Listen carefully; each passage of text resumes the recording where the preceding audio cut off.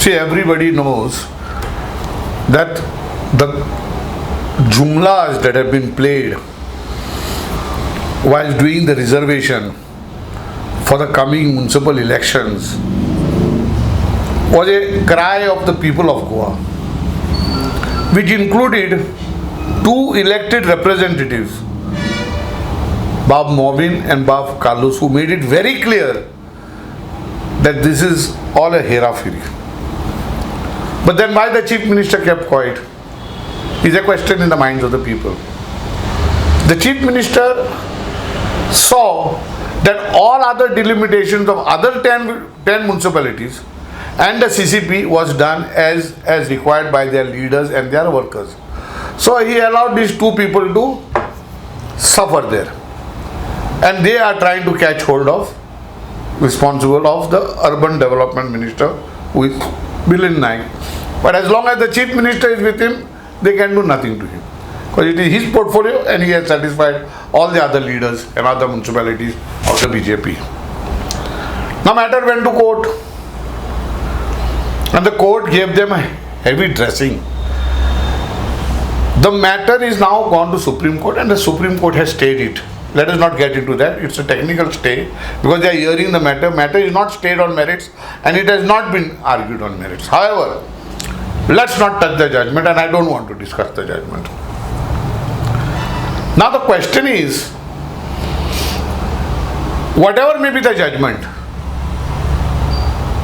the government admitted in its averment before the court that they had not strictly followed the constitution. Now, these are the same people who take oath, shapat yatat, that we will safeguard the constitution, we will abide by the constitution, and then you come openly and say that I have not followed the constitution. Now here is a very tricky situation. When such an admission has been done by the government, I would like to raise a question as to why the governor of Goa sits silent, who is supposed to be the guardian of the constitution. That I leave it to the people and to the governor to explain to this. This is not based on the judgment. This is based on the government's say. Second point that arises is the State Election Commission, who is supposed to conduct the elections in a free and fair manner, when he is not satisfied that the reservations are not made as per the constitution, how could he have ever decided to go ahead with the elections? We will have to watch what comes out of this whole scenario.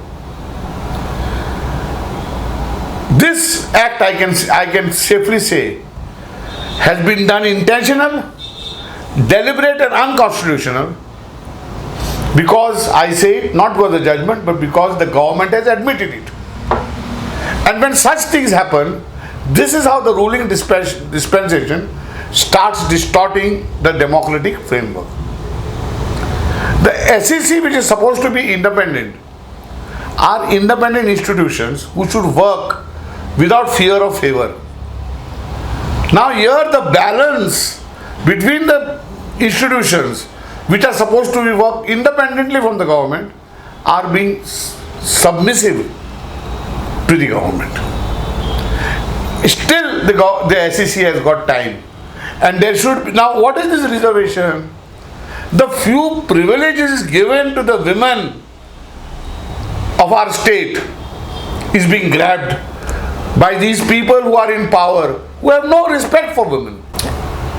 Even the privileges given to the backward classes so that they come up in society and have a voice, that too has been not done as per the constitution. Even that, the backward classes are being trampled by this government for the greed of power to give it to the people who are very close to them and who are well off in society. Those privileges that are kept for the women, you grab that also. So what else this government is aiming to do? I would like the SEC to explain whether they will go ahead with the elections knowing very well that it is not fulfilling the constitutional provisions. And why is the governor silent when there is an admission that constitutional provisions are not being followed?